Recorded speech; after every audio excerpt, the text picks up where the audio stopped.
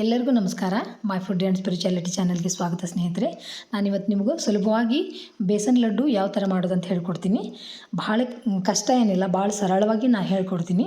ಮೂರು ಇಂಗ್ರೀಡಿಯೆಂಟ್ಸ್ಲಿಂದ ಈ ಥರ ಸುಲಭವಾಗಿ ಮಾಡ್ಬೋದು. 1 ತಿಂಗಳಿಟ್ರೂ ಇದು ಕೆಡಲ್ಲ, ಯಾಕಂದರೆ ನಾವು ಇದಕ್ಕೆ ನೀರನ್ನು ಹಾಕಲ್ಲ. ಹಾಗಾಗಿ 1 ತಿಂಗಳಿಟ್ರೂ ಹಾಳಾಗಲ್ಲ. ನೀವು 1 ತಿಂಗಳು ಇಟ್ಕೋಬೋದು. ನೋಡಿರಿ, ಒಂದು ದಪ್ಪ ತಳ ಇರುವಂಥ ಪಾತ್ರೆ ತೊಗೋಬೇಕು.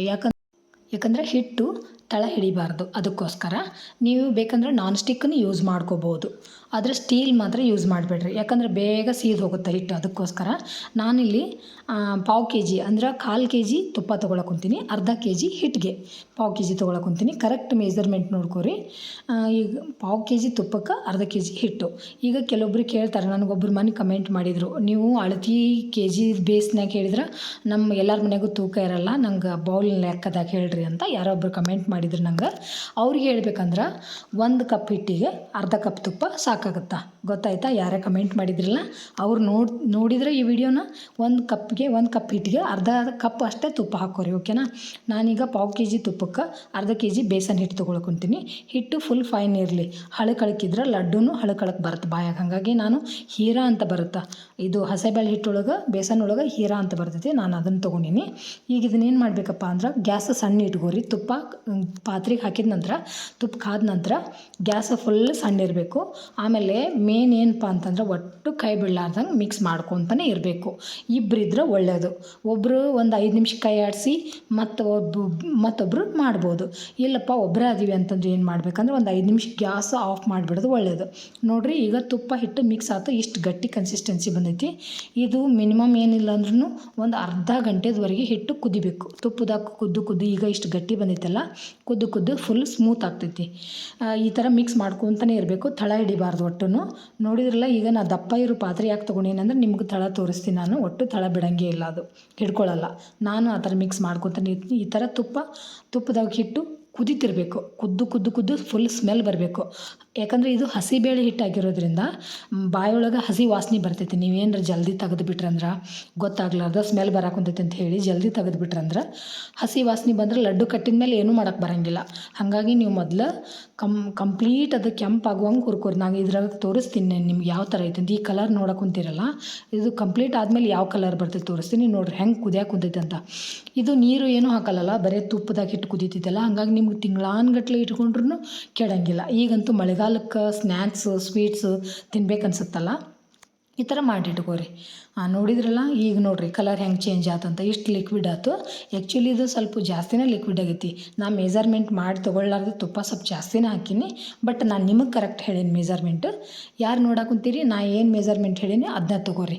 ನಾ ಅಂದಾಜು ಹಾಕಿ ಆಮೇಲೆ ವೇಟ್ ಮಾಡಿಕೊಂಡೆ ತುಪ್ಪ ಎಷ್ಟು ಉಳ್ದೈತೆ ಅಂತ. ಸ್ವಲ್ಪ ಜಾಸ್ತಿನೇ ಖರ್ಚಾಗಿತ್ತು. ಈಗ ನೋಡಿದ್ರಲ್ಲ, ಗ್ಯಾಸ್ ಆಫ್ ಮಾಡಬೇಕು. ಈ ಥರ ಕಲರ್ ಬರಬೇಕು. ನಿಮ್ಗೆ ಕಲರ್ ಈ ಥರ ಹೆಂಗೆ ಬರಬೇಕಪ್ಪ ಅಂತಂದ್ರೆ, ನೀವು ಹೊರಗಿಂದ ಬಂದಾಗ ಸ್ಮೆಲ್ ಗೊತ್ತಾಗ್ತದೆ ನಿಮ್ಗೆ. ನಾನೀಗ ಇದಕ್ಕೆ ಅರ್ಧ kg ಸಕ್ಕರೆ ತೊಗೊಂಡಿನಿ. ಇದನ್ನು ಫುಲ್ ಫೈನ್ ಪೌಡ್ರ್ ಮಾಡ್ಕೋಬೇಕು. ಸಣ್ಣಗೆ ಮಿಕ್ಸರ್ ಹಾಕೋರಿ. ನಾನು ಇದ್ರೊಳಗನ ಒಂದು 4 ಏಲಕ್ಕಿ ಹಾಕ್ಕೊಂಡು ಸಣ್ಣಗೆ ಹಿಟ್ಟನ್ನು ಮಾಡ್ಕೊತೀನಿ, ಸಕ್ಕರೆನ.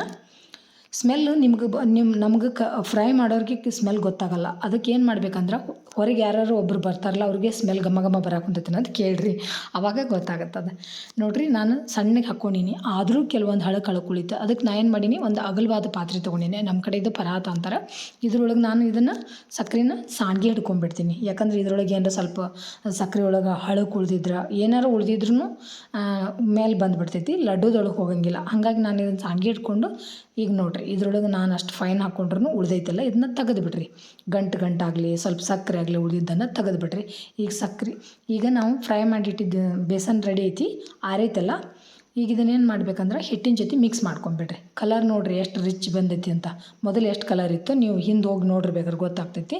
ಈಗ ಇಷ್ಟು ಕಲರ್ ಬಂದೈತಲ್ಲ, ಬಟ್ ಇದು ಸಕ್ಕರೆ ಜೊತೆ ಮಿಕ್ಸ್ ಆದಮೇಲೆ ಮತ್ತು ವೈಟ್ ಕಲರ್ ಬರ್ತೈತಿ, ಸ್ವಲ್ಪ ನಾರ್ಮಲ್ ಕಲರ್ ಬರ್ತೈತಿ.